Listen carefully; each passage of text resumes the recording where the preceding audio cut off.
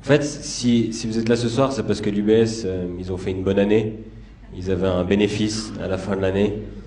Ils se sont dit, tiens, qu'est-ce qu'on pourrait en faire?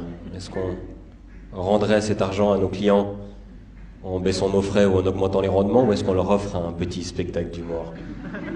J'espère que vous appréciez le spectacle d'humour. De toute façon, ils n'auraient pas baissé les frais, ils auraient augmenté les bonus des cadres. Moi, quand j'étais petit, je voulais être banquier parce que je trouvais que ça avait l'air cool, puis j'étais fasciné par le secret bancaire. Pour moi, j'ai l'impression que c'était un truc que les banquiers ils se chuchotaient à l'oreille et que ça permettrait à la Suisse d'être très riche. Puis après, j'ai grandi, puis j'ai appris que le secret bancaire, c'était juste de dire que l'argent n'avait pas d'odeur, même s'il était très sale. De toute façon, même si l'argent avait une odeur, je pense qu'à l'UBS, ils distribueraient des pincettes. Hein. Oh, c'est pas ça le problème, là-bas, ils s'en foutent. Hein. J'ai reçu des instructions de l'UBS. On m'a transmis, on m'a dit oui, ce serait bien si Thomas Wiesel ne se moquait pas trop de nous, et il pourrait peut-être plus parler de notre application mobile Twint. Moi, je suis de bonne volonté. Je suis allé sur le site de l'application mobile Twint. Ah oui, s'il y a des gens de l'UBS, c'était moi sur votre site tout à l'heure. Je suis allé voir la pub Twint sur YouTube.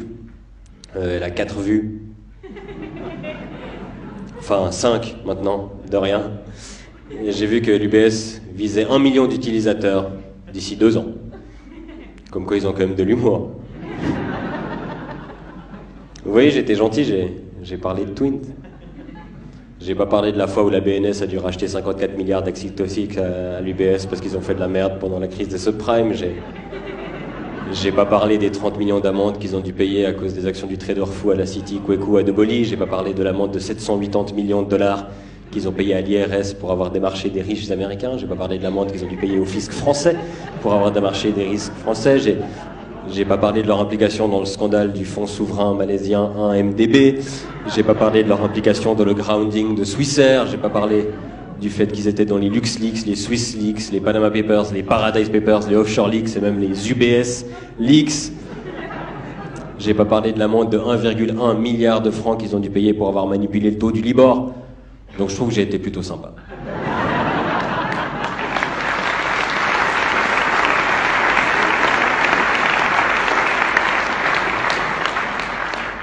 J'aime bien parce que pendant que je fais cette liste, il y a toujours un collaborateur de l'UBS qui me regarde et qui me fait « Ah, celui-là, je l'avais oublié. » Ah, l'UBS, le fleuron de l'industrie helvétique, on est fiers. Hein. Je lisais une interview de Sergio Ermotti, l'escroc en chef, le PDG de l'UBS, et il disait qu'avec les progrès de l'automatisation, bientôt l'UBS pourrait remercier jusqu'à 30 000 employés, soit un tiers de sa force.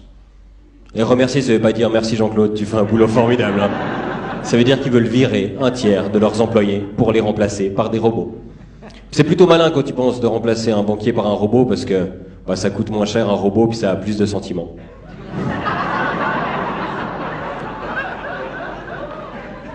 Là, c'est la 5e année que l'UBS engage des humoristes pour faire son spectacle et je suis content d'avoir participé à la 5e et dernière édition